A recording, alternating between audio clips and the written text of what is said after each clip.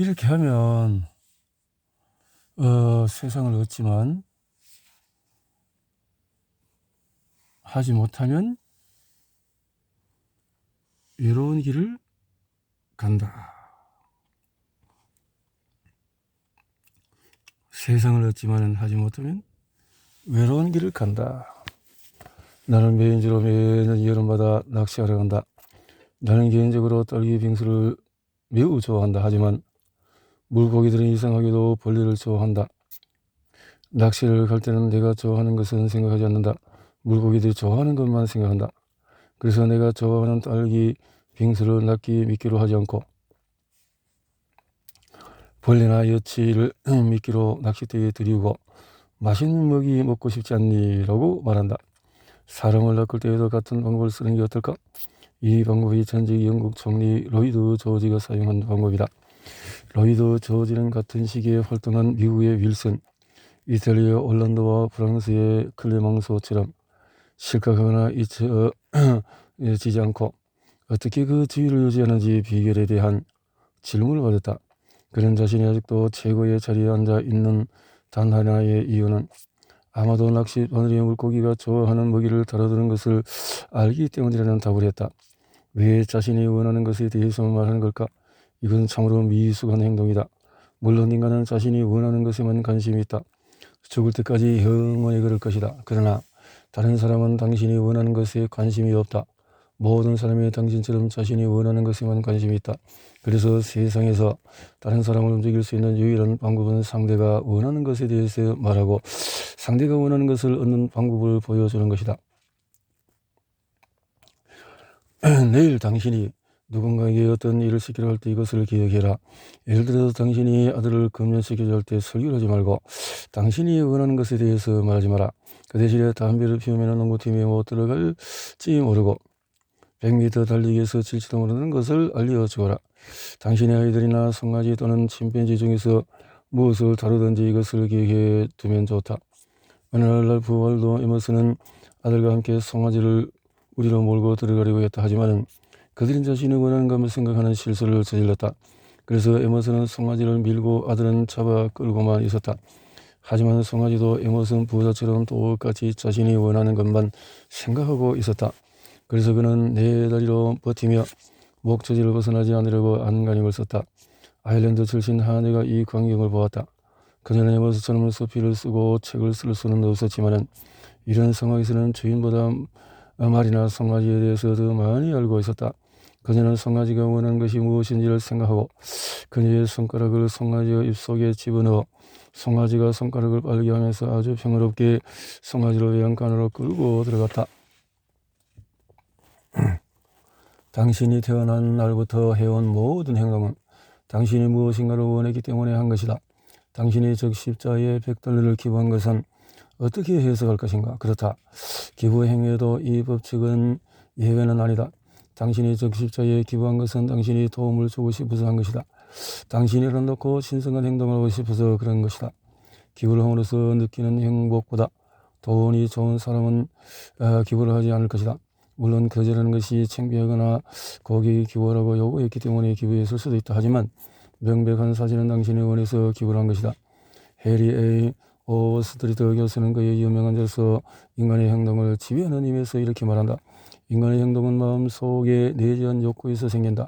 따라서 장차 리더가 되려가는 사람에게 줄 수 있는 최고의 충고는 다음과 같다. 첫째, 다른 사람 마음에 강렬한 욕구를 불러일으키라는 것이다.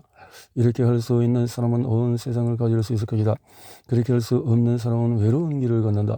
1시간에 2센트 받는 일에 시작하여 마침내 3억 6,500만 달러를 기부한 가난했던 스코틀랜드 청년 앤드류 카네기는 사람을 움직이는 유일한 방법은 다른 사람이 원하는 것을 이야기하는 것이라는 사실을 어려서 깨달았다.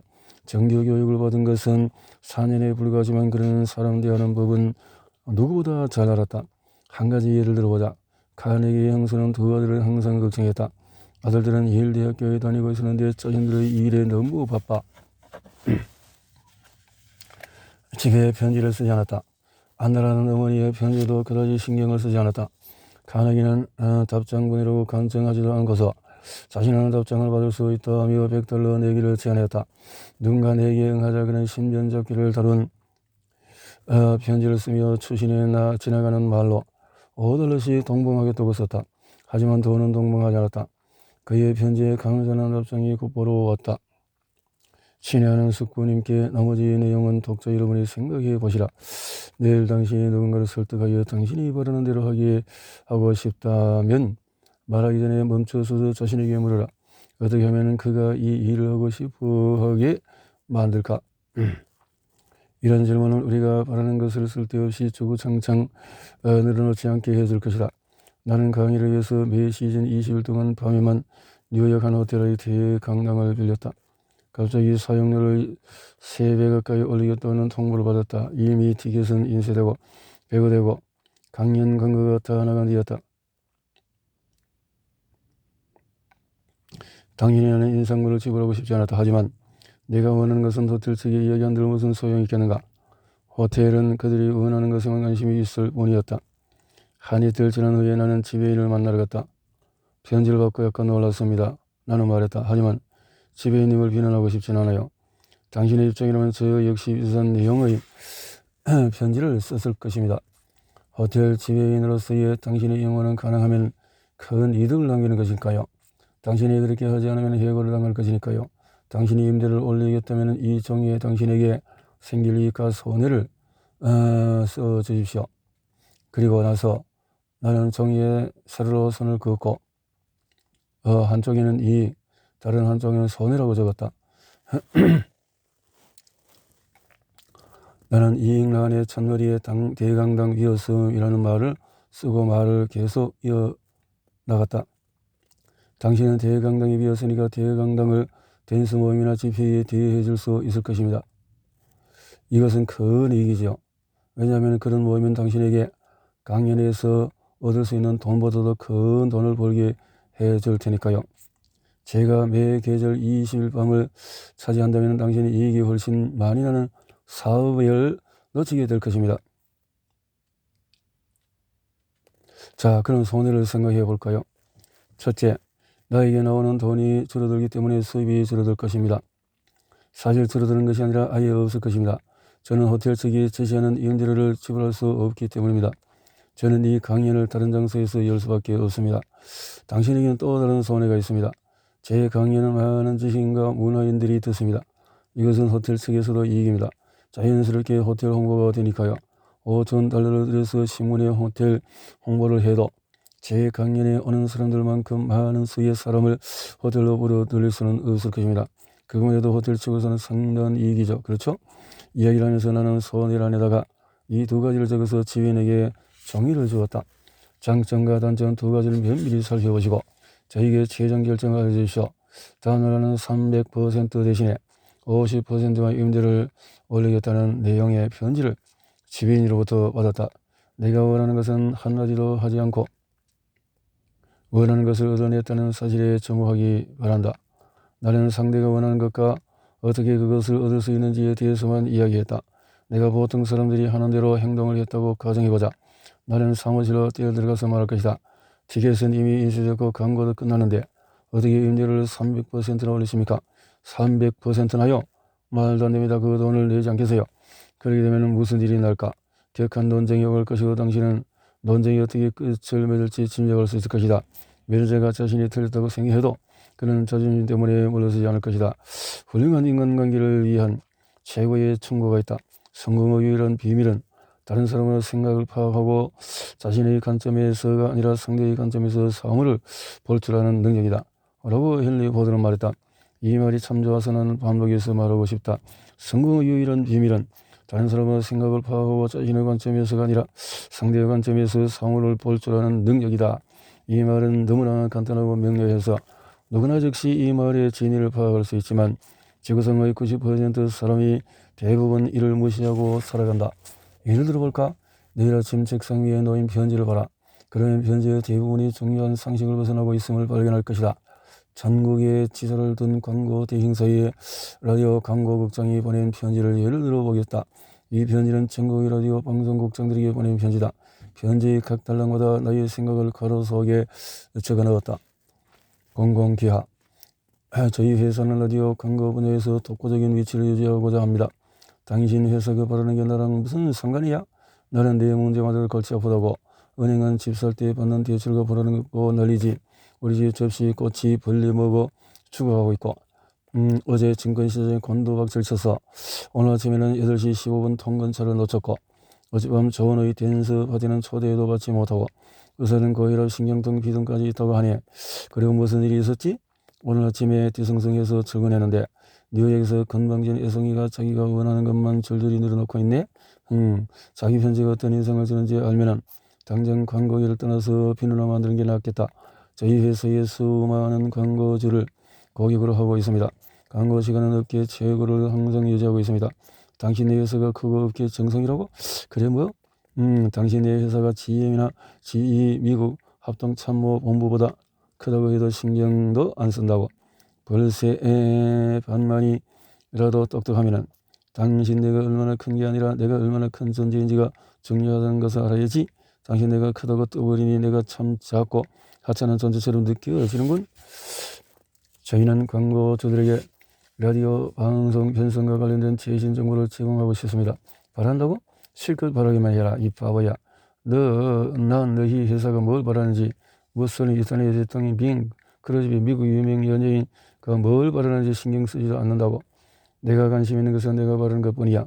당신이 보낸 편지에는 내가 뭘 바라는지 한마디도 안 하잖아. 주간 방송 정보를 제일 먼저 저희 회사에 알려주시겠습니까? 모든 상세한 정보는 저희 회사가 광고 방송 시간을 예약하는 데 유용하게 쓰일 것입니다.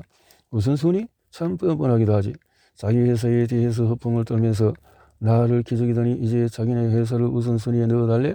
부탁하면서도 제발이라는 말은 죽어도 넣지 않냐?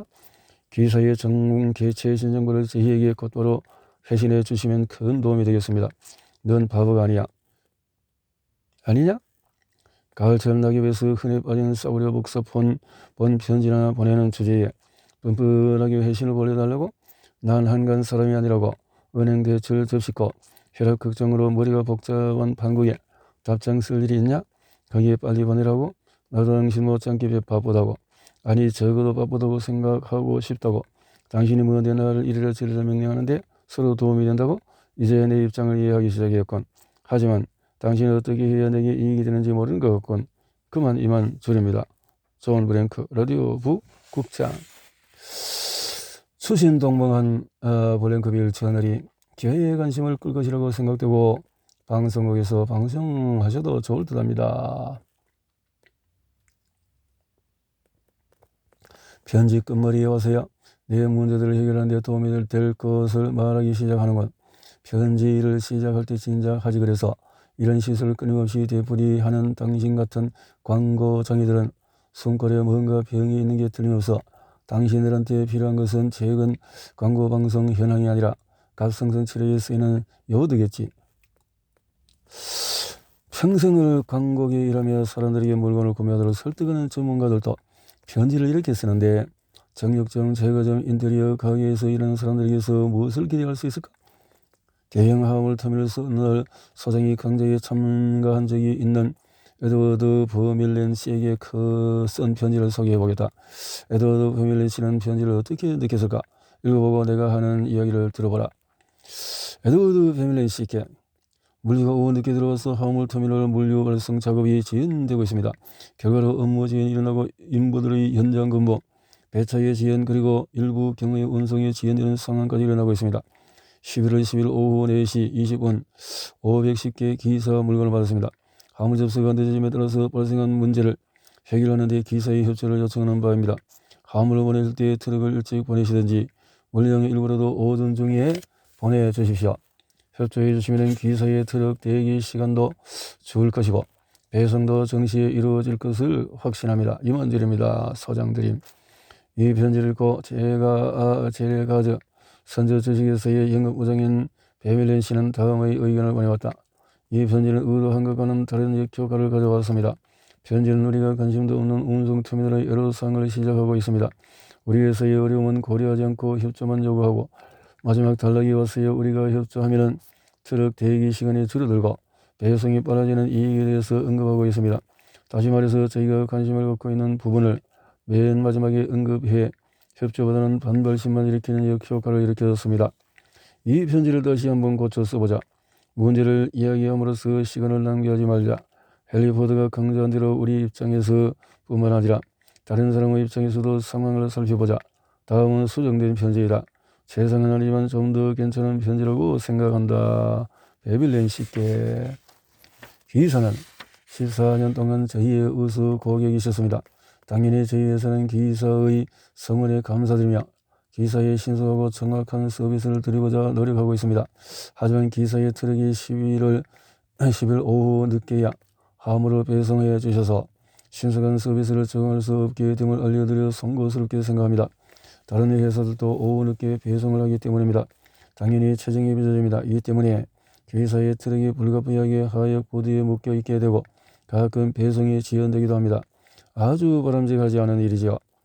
어떻게 이 사태를 막을 수 있을까요? 트럭을 아침에 하역 보드로 보내주시면 작업이 순조롭게 이루어져서 화물이 곧 바로 선적될 것이고 인부들은 일찍 퇴근해서 가정에서 맛있는 저녁 식사를 할 수 있을 것입니다. 저희가 편지를 보내는 것이 불평을 쏟아내기 위한 것이나 기사의 운영에 간섭하고자 하는 것이 아님을 꼭 알아주십시오. 단지 기사에 좀 더 나은 서비스를 제공하기 위해 심사숙고해서 보내는 편지입니다. 기사의 물류가 언제 도착하든지 간에 저희 회사는 기꺼이 온 힘을 다해 신속하게 서비스해 드리도록 할 것입니다. 바보신이 답장하기까지 수고는 안 하셔도 됩니다. 이만 드립니다. 소장드림.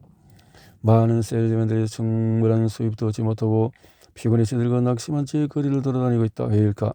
그들은 항상 자신이 원하는 것만 생각하고 있기 때문이다. 그들은 당신이나 내가 어떤 것도 사기를 원치 않는다는 것을 깨닫지 못하고 있다. 우리는 물건을 사고 싶으면 밖으로 나가서 물건을 산다. 우리는 모두 자신의 문제를 해결하는 데 끊임없는 관심을 갖고 있다.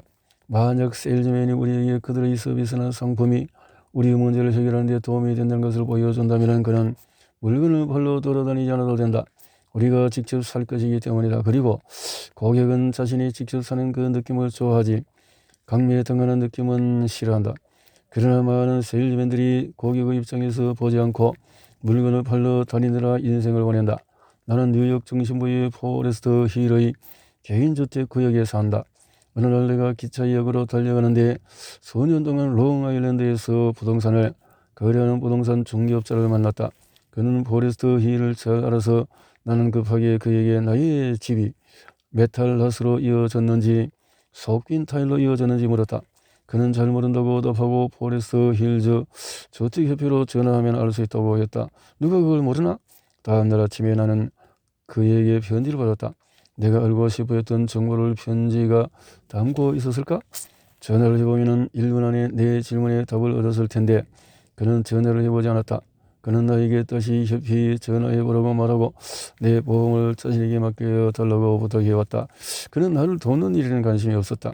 그는 자기 자신을 도는 일에만 관심이 있었다. 나는 그에게 배시영의 책 주는 기쁨과 나누는 행운이라는 책을 주었다. 만일 그가 책을 읽고 책이 주장하는 대로 행동하면 내 보험을 처리하면서 얻는 이익보다도 수천 배의 이익을 얻을 수 있을 것이다. 전문직에 있는 사람도 같은 실수를 한다. 몇 년 전에 나는 필라델피아에 있는 유명한 이비인후과에 갔다.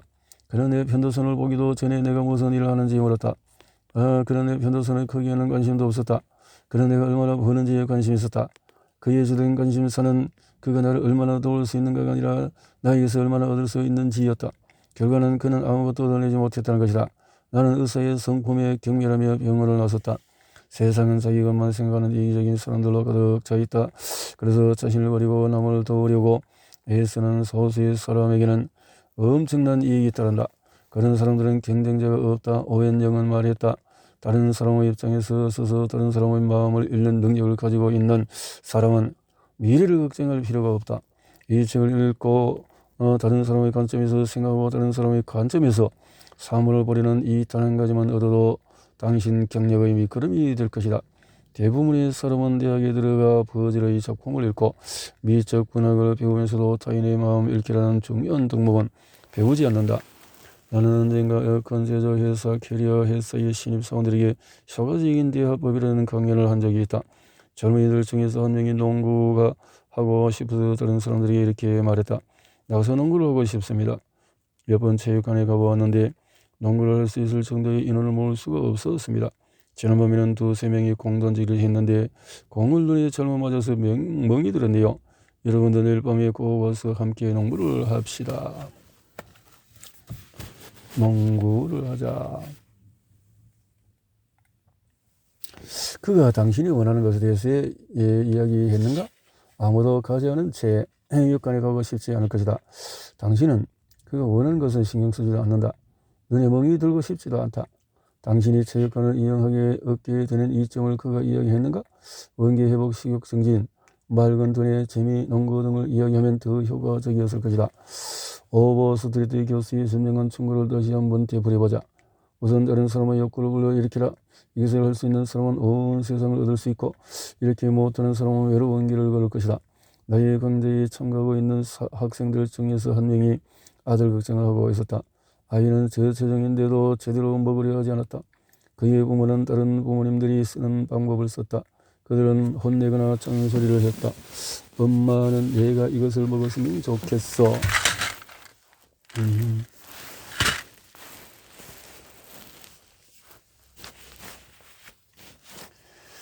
아빠는 네가 자라서 튼튼하게 키 큰 어른이 되었으면 좋겠어. 아유, 부모의 간청에 귀를 기울였을까? 당신이 슬람교 축제에 관심을 두지 않은 것과 마찬가지일 것이다. 제대로 판단력을 가진 사람이라면 아무도 3살짜리 내가 30살 아빠의 생각에 제대로 따를 것이라 생각하지 않을 것이다. 아이가 바라는 게 뭘까? 어떻게 하면 내가 원하는 걸까? 아이가 원하는 것을 하나로 연결할 수 있을까? 그가 관점을 바꾸자 문제는 쉽게 보였다. 그의 아들은 브루클린에 있는 집 앞 도로에서 세발 자전거를 타는 것을 좋아했다. 하지만 같은 동네에 사는 말썽쟁이가 소년의 자전거를 빼앗아 타곤 했다. 당연히 소년은 울면서 아빠에게 뛰어갔다. 그러면 아빠는 나와서 아이의 자전거를 되찾아서 아이를 다시 자전거에 앉혔다. 이런 일이 매일 되풀이되었다. 소년이 원하는 것이 무엇이었을까? 셜록 홈즈가 아니어도 알 만큼 답은 간단하다. 아이의 자존감, 또 분노, 자기 중요감, 내면의 이런 강렬한 감정이 복수를 일으켜 말썽장이의 코를 멋지게 한 방 먹이고 싶은 욕구를 불러일으키기만 하는 되는 것이었다. 아빠는 엄마가 먹으라는 음식만 잘 먹으면 개구쟁이를 혼낼 수 있다고 말해 주었다. 그 말하자 더 이상 음식 문제로 부부가 고민하는 일은 없어졌다. 아이는 자기의 그렇게 자유 모욕을 주던 덩치 큰 녀석을 이기기 위해 시금치, 양배추, 조무침, 절인 고등어 등 그러지 않고 잘 먹었다. 이 문제가 해결되자 아빠는 다른 문제에 맞닥뜨렸다. 아이에게 밤에 이불을 적시는 그런 나쁜 버릇이 생긴 것이었다. 아이는 밤에 할머니와 함께 잤다. 아침에 할머니는 아이를 깨우다가 이불에 젖은 것을 보고 말했다. 조니야, 간밤에 무슨 짓을 한 거냐? 라고 말했다. 아이는 아니야, 내가 안 했어. 할머니가 했잖아요. 라고 말했다. 혼내고 엉덩이를 찰싹찰싹 때리고 무언을 주기도 하면서 오줌 싸지 말라는 말을 되풀이하게 됐지만 어떤 것도 아이가 오줌 싸는 것을 막지 못했다. 그래서 부모는 물었다. 우리 어떻게 하면 아이가 밤에 쏘지 않게 할까요? 아이가 원하는 게 뭘까요? 아이는 할머니와 같이 잠옷이 아니라 아빠 같은 파자마를 입고 싶어 했다. 할머니는 아이가 밤마다 오줌 싸는 이 일에 진절이 나서 아이가 버릇을 고치게 하면 기꺼이 아이에게 파자마를 사주겠다고 약속했다. 둘째로 아이는 자신만의 침대를 원했다. 할머니는 반대하지 않았다. 엄마는 아이를 데리고 브루클린의 백화점에 가서 점원에게 눈짓을 보내며 말했다. 여기 도련님이 쇼핑을 하고 싶다네요. 판매원은 도련님 무엇을 보여드릴까요? 라고 말하면서 아이가 중요한 사람이라는 느낌이 들게 해주었다.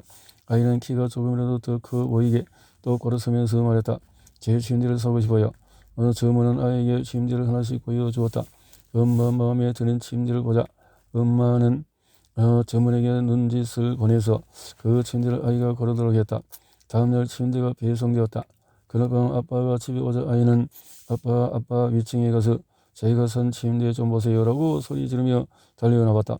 아빠는 침대를 보면서 찰서 쇼의 근거대로 진심으로 찬사를 보내고 아낌없이 칭찬했다.